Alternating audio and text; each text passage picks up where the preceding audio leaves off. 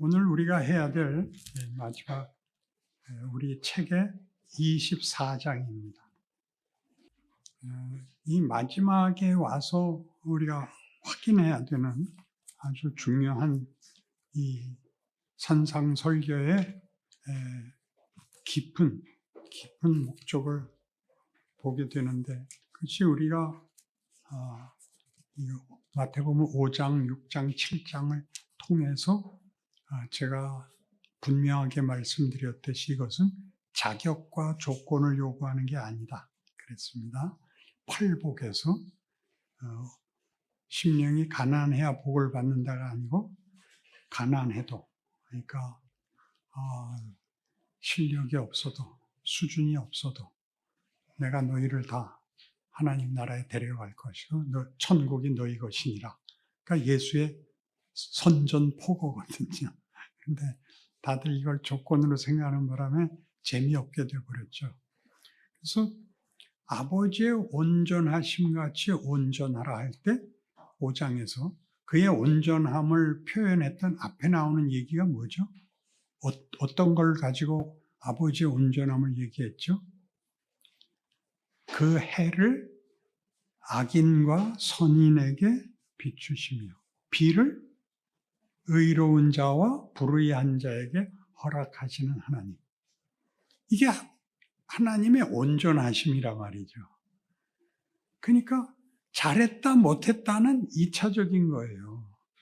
그때 잘했다 못했다는 맞다 틀리다가 아니고 더 커라를 얘기하는 것이지, 너 그러면 안 돼가, 너 잘못했으니 벌 받아라가 아니라, 너 거기서 딴짓하고 있으면 안 돼. 내가 너를 뭘 만들려고 하는지 거기를 제발 좀 쫓아와 그러는 것이 이 성경의 표현들인데 굉장하죠. 하나님의 온전하심 같이 우리 보고 어떡하라고요? 온전하라 그럽니다. 겁나죠. 그러니까 아까 한 것부터 하세요. 웃으세요.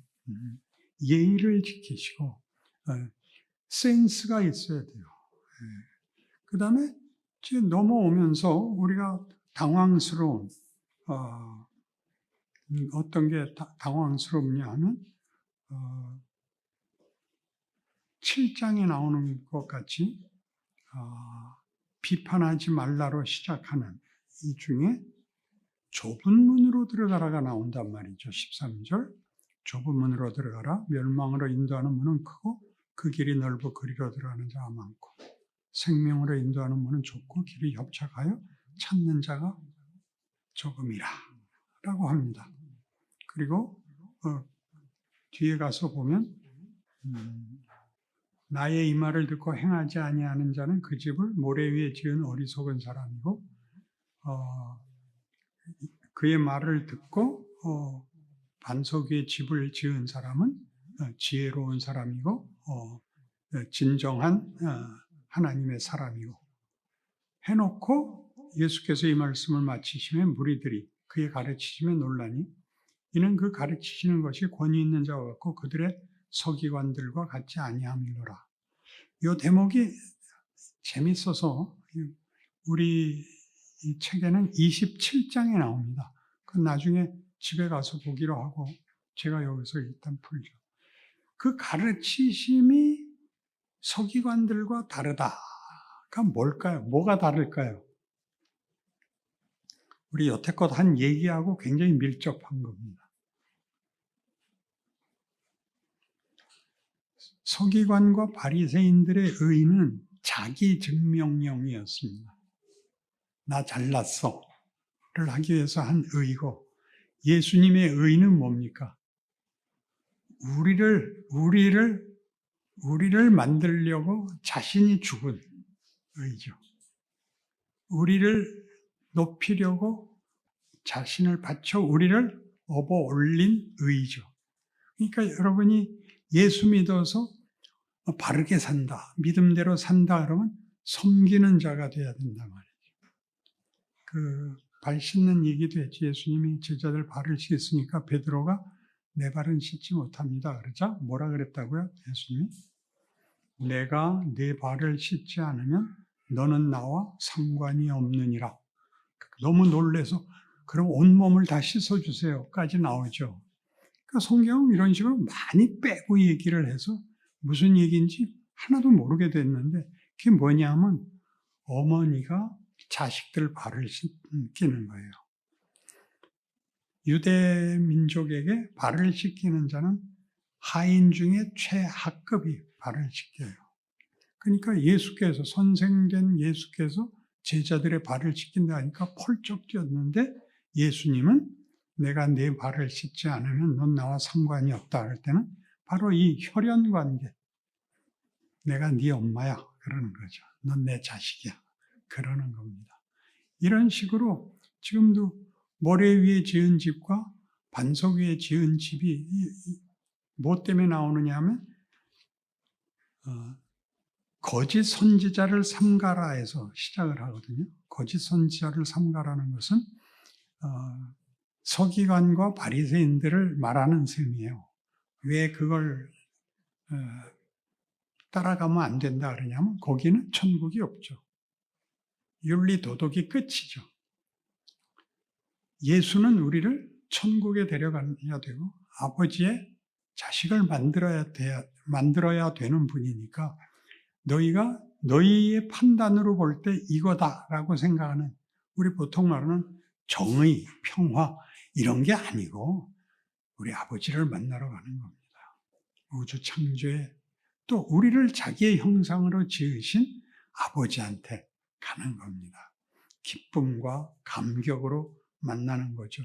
이런 얘기들을 하기 위해서 여기 이렇게 많은 좁은 문으로 들어가라 나옵니다. 왜 좁은 문이라 그랬을까요? 멸망으로 인도하는 문은 크고 그 길이 넓어 그리로 들어가는 자가 많고 생명으로 인도하는 문은 좁고 길이 협착하여 찾는 자가 적으며 이게 무슨 말일까요? 한번 설명 좀 해보세요. 앞에 뭐였냐면 구하라 찾으라 문을 두드리라 너희 중에 누가 아들이 떡을 달라 하는데 돌을 주며 생선을 달라 하는데 뱀을 줄 사람이 있겠느냐 너희가 악한 자라도 좋은 것으로 자식에게 줄 줄 알거든 하물며 하늘에 계신 너희 아버지께서 구하는 자에게 좋은 것으로 주시지 않겠느냐 그러므로 무엇이든지 남에게 대접을 받고자 하는 대로 너희도 남을 대접하라. 근데 이 남을 대접하는 길에 들어온 사람은 없더라 말이죠. 그리고 어렵더라 말이죠. 어떻게 남한테 머리를 숙일 수 있어요? 잘못한 것도 없이. 그러니까 일로 아무도 안 따라 들어오더라. 내가 너희를 섬기러 왔다는 것 잊지 마라. 내가 너희를 위해서 대신 죽는다는 것 잊지 마라. 하나님이 너희를 사랑한다는 게 무슨 말인지 제발 배워라. 이게 좁은 문이에요. 어떻게? 왜 그게 좁은 문이고 그 길이 좁고 멸망으로 가는 문은 크고 그 길이 넓을까요? 거기는 많은 사람이 들어가기 때문입니다. 넓은 길은 어떤 사람들일까요? 좁은 문은 예수를 따라가는 길입니다. 몇 명 없습니다.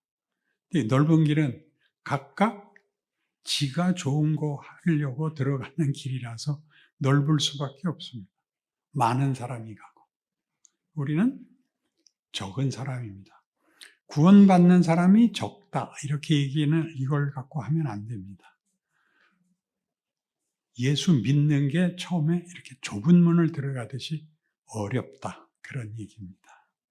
처음엔 예수 믿는 게 말이 안 되고 우습고 이상하죠.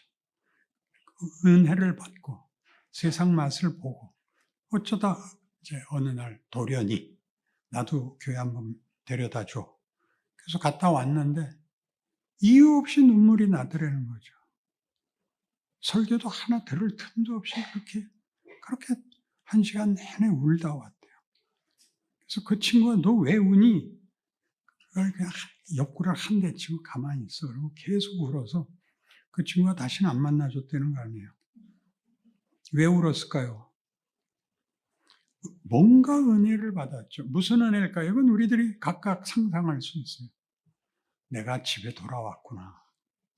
그게 제일 커요.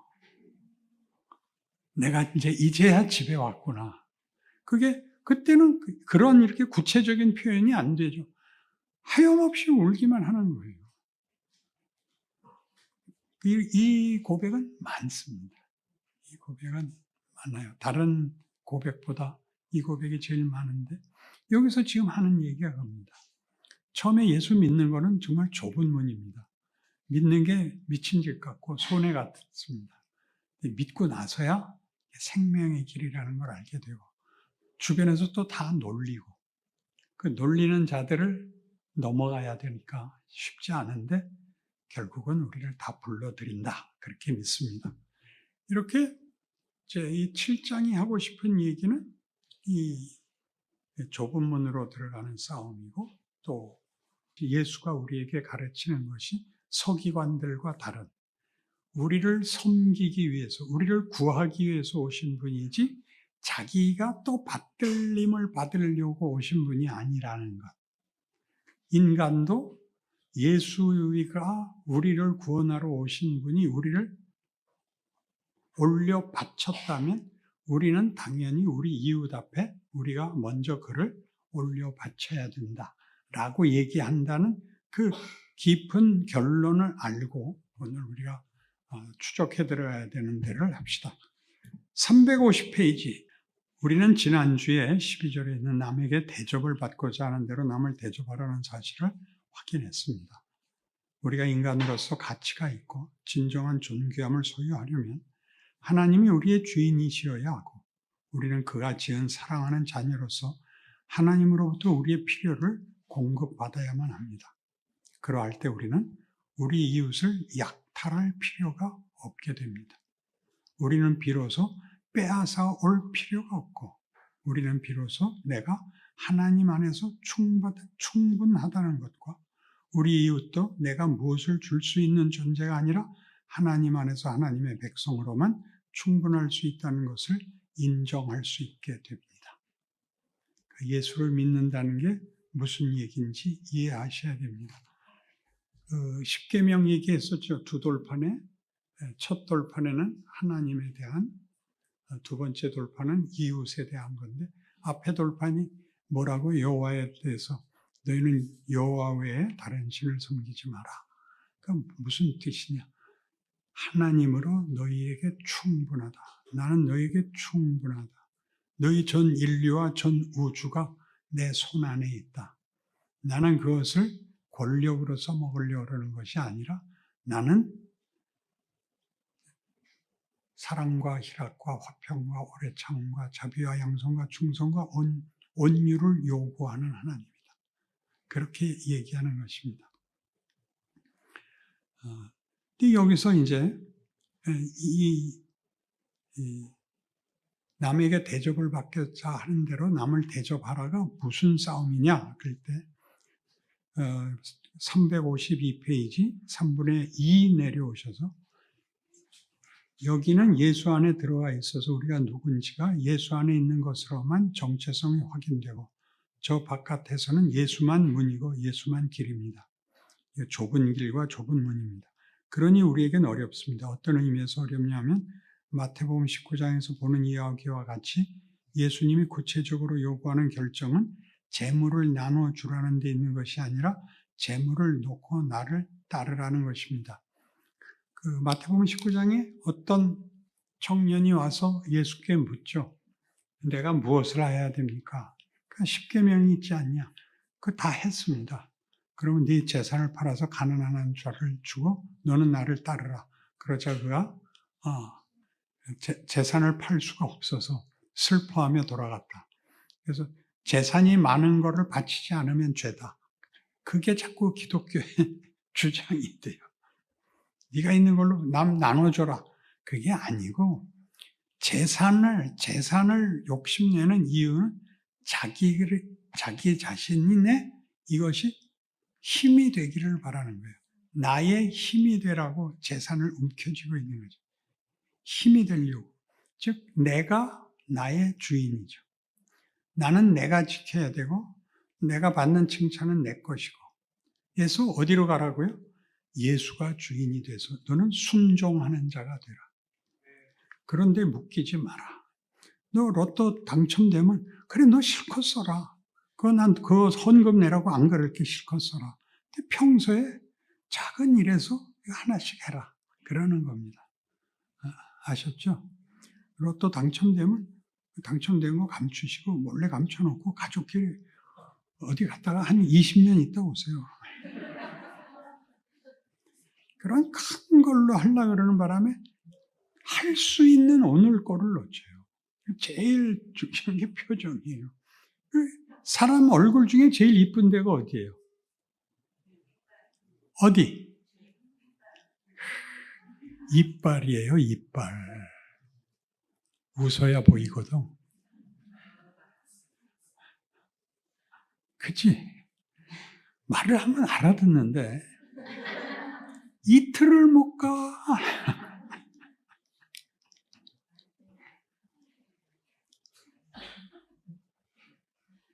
그 352페이지 맨 끝을 보세요. 우리가 불쌍한 자를 돕고 가난을 돕는 것은 기독교 신앙이 가지는 큰 기본적인 책임입니다. 이웃을 불쌍히 여겨야 된다는 내용 속에 다 들어가 있는 책임들입니다. 그러나 그것이 예수를 쫓기 위한 선택적 문제이지 기본을 벗어나서 이웃을 돕고 봉사하는 것이 기독교 신앙으로 대체되어서는 안 됩니다. 알아들으세요? 고아원도 하고 양로원도 할 수 있습니다. 근데 그게 신앙이 아닙니다. 신앙이 이걸 하게 한 겁니다. 그러니까 신앙이 이걸 하게 했다 그러면 우리는 우리 신앙이 내가 하나님을 주인으로 섬겨서 끝없이 예수를 따르는 순종을 한다는데 내 인생을 가기 바쁘지 거기에 여유가 있어서 뭘 더 하기는 어렵습니다. 그거는 이제 어른들이 이름 있는 어른들이 해줘야 됩니다. 교회 이름으로 하거나 개인적인 재산을 말년에 다 내놓거나 하는 거는 할 수 있지만 그것이 신앙이 아니고 신앙은 내가 나의 주인이 아니고 예수가 나의 주인이며 예수는 나를 위해서라면 죽을 수도 있었다를 나도 해야 되는 쉬는 시간은 내가 정하겠습니다.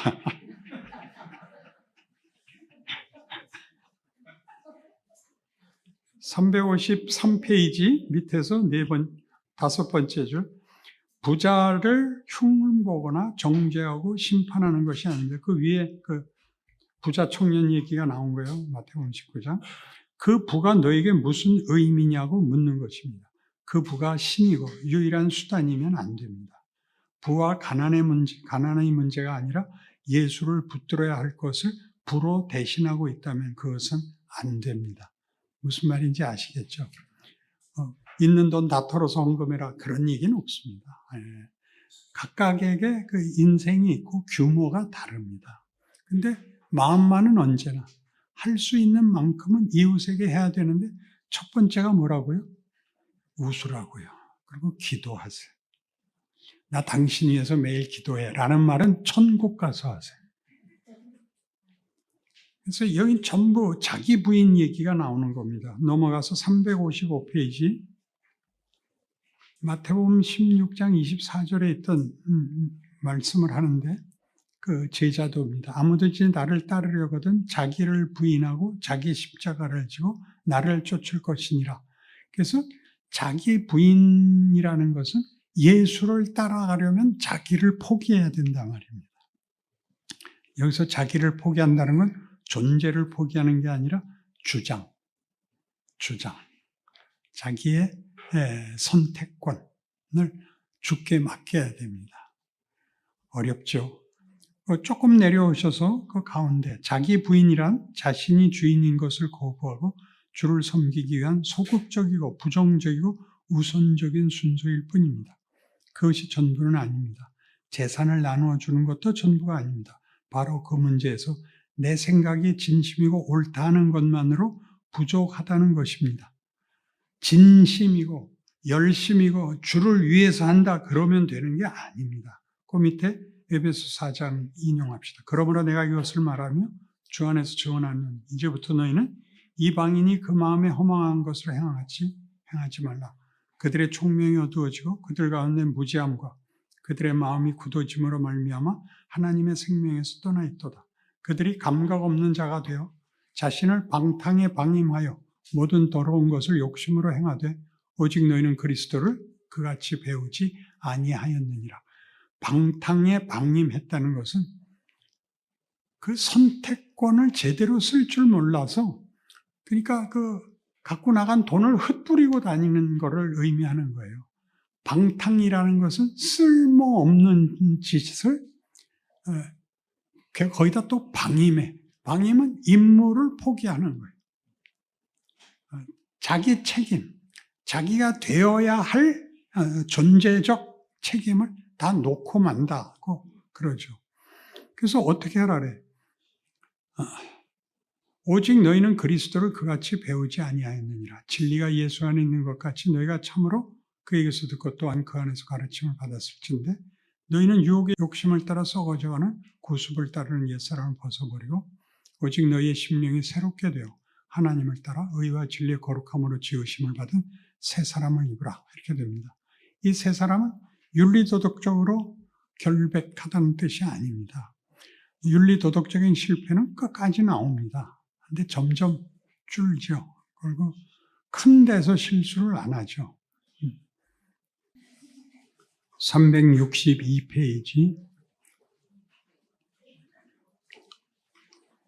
위에서 7번째 줄 내려오셔서 우리를 보면 다 누구나 우리가 예수를 돕는 자가 아니라 예수 안에서 하나님의 통치와 인도 속에 있는 자로 우리를 보고 우리도 자신을 그렇게 이해하기 때문에 사람들이 우리를 보면 다 똑같아, 다 예수쟁이야 라고 합니다. 그 예수쟁이는 한국교회에서는 열심히 공통점이었지만 지금 오늘 성경의 가르침대로 하면 이 길에는 아무도 다수가 없고 예수만 있는 것입니다. 예수 안에 우리가 있지 예수를 벗어나 존재하는 자가 없어서 좁은 문과 좁은 길, 찾는 이가 좁은 길이 된 것입니다. 여러분이 자신을 스스로 그렇게 이해하셔야 됩니다. 외롭다는 생각이 자주 듭니다. 넘어가셔서 25장, 갈라디아서 5장 설명을 따르면 육체 욕심을 따르지 말고 성령을 따르라. 그리고 성령의 열매는 이렇고 이렇다.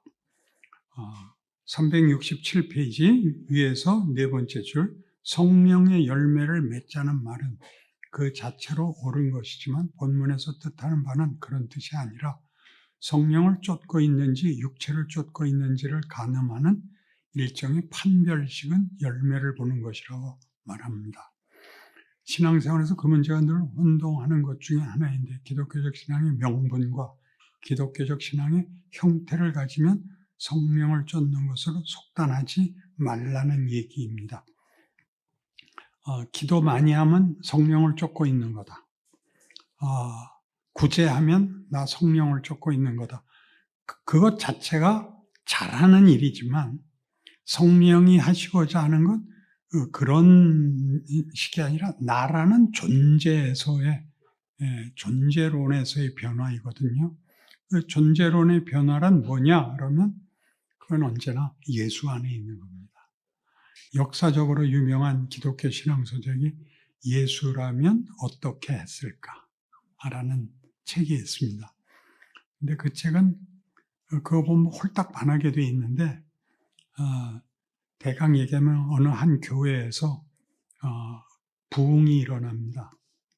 다 한마음 한뜻으로 무릎을 꿇고 기도하기 시작해서 그때부터 밖에 나가서 자기 동네 전체를 모든 문제를 다 해결하고 모든 문제에 있어서 모두의 항복을 받아내고 그러는 책입니다. 곤란합니다. 어린 아이들을 기르면서 부모 되면 꼭 하는 말이 있습니다. 싸워야 큰다. 넘어져야 큰다. 그런 말을 하죠. 그걸 왜 주냐고요. 그게 있어야 고치니까. 그게 있어야 자기가 완성이 되니까. 그래서 왜 여기에 열매와 나무를 비교하는가? 그 중간에 오시면 열매와 나무를 지금 어떻게 사용하고 있느냐 하면 사과와 감과 배를 사다가 전봇대에다 주렁주렁 걸어놓지 말아라 그겁니다. 성령의 열매로 나열된 것을 목표로 하여 열매를 긁어 모으고 사려고 하지 마라. 그것이 열리는 나무가 되라. 이게 포도나무 비유입니다. 그죠? 포도나무가 가지가 줄기에 붙어 있으면 많은 열매를 맺는데 줄기에서 떨어지면 땅에 떨어져 마르고 썩는답니다. 마르고 썩는다. 우리는 죄라 그러면 썩는 걸 얘기하지 끊어진 걸 모릅니다. 죄는 내가 나쁜 짓을 했다, 잘못을 했다, 방탕했다, 이게 죄가 아니고 생명에서 끊어지면 이거밖에 남는 게 없다입니다. 그래서 회개를 하는 것은 예수 안에서 허락된 화해를 내가 고백하는 것인데, 뭘 고백하는 거냐면 내가 이랬습니다라는 과거를 고백하는 것이 아니라 내가 그동안 고와 같이 살았는데 이제 예수님을 통해서 아버지를 뵙습니다. 그러니까 회개입니다. 잘 알아들으셔야 됩니다. 저는 자식을 기르면 다 뭐라 그러게요. 옆집 엄마한테 가서 아니 집사님 집 애는 그렇게 말도 잘 듣는데 내 새끼들은 왜 내 말을 안 들어요. 모두 가서 말을 그렇게 하죠.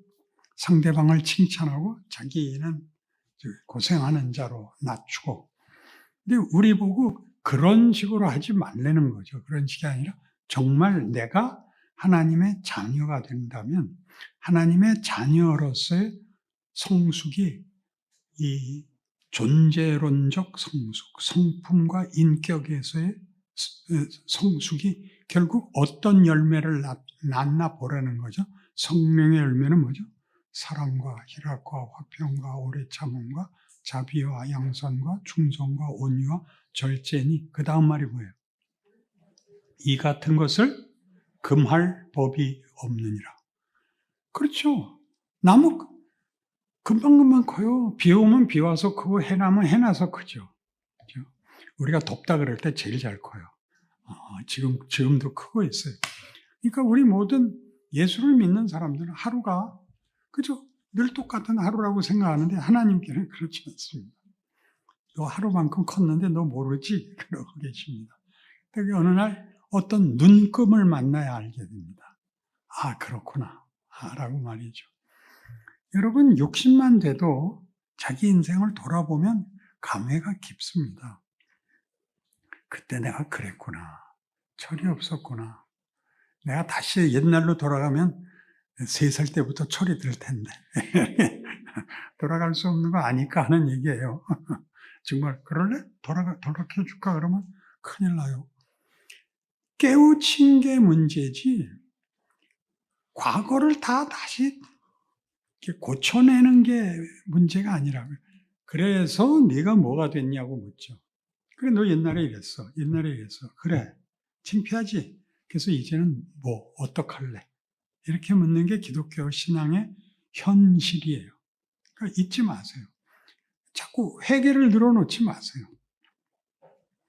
하나님도 예수 안에서 잊으시고 우리도 잊고 그렇지만 기도해야 되고 370페이지 3분의 2 내려오셔서 주 여호와의 영이 내게 내리셨으니 이는 여호와께서 내게 기름을 부으사 가난한 자에게 아름다운 소식을 전하게 하려 함이라.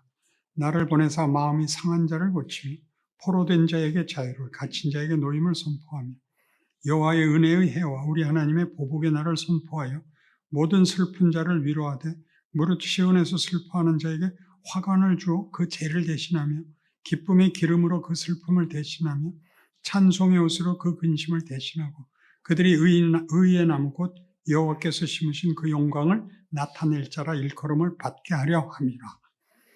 그러니까 이 예언과 똑같죠. 예수는 우리가 아직 죄인 되었을 때 오는 겁니다. 우리가 그를 믿기 전에 우리를 대신하여 죽으시는 겁니다. 그러니까 이게 순서가 역순이라고요. 그러니까 예수가 2000년 전에 죽었고 끝났잖아요. 그리고 로마서 8장에 오면 이제 로마서 5장 8절에서 예수께서 죄인을 위하여 죽는다는 얘기가 뭘 의미하느냐를 그가 우리를 위하여 죽으심으로 하나님이 우리에 대한 사랑을 확인하셨느니라죠. 하나님이 우리를 사랑해요. 사랑은 법도 아니고 논리도 아니죠. 그건 포기할 수 없는 겁니다. 그래서 예수를 보내서 아까 얘기한 5장 8절 같이 죄인이었을 때 오셔서 우리를 위해 죽으시고 올라가셨습니다. 이거 다 완료형입니다. 과거 완료잖아요. 근데 그 다음에 우리가 태어나서 죄인으로 태어나서 뭘 배우는 겁니까? 인간이 뭐냐? 우리의 운명이 뭐냐 해서 예수께서 우리를 위하여 죽으셨다가 어떻게 현실이 되는가? 그건 과거에 불과한데 어떻게 현실이 되는가? 부활하셔서 아버지 우편에 앉아 계셔서 우리를 위하여 기도하신다. 이렇게 약속이 되어 있죠. 그래서 우리 보고 어떡하라는 거예요? 너희라는 존재가 무엇이냐? 그렇죠? 그래서 지금 이거 전체를 다 산상설교에서 가장 중요한 주제가 뭐냐 하면 3장에 걸친 주제가 하나님은 누구신가? 나는 누군가?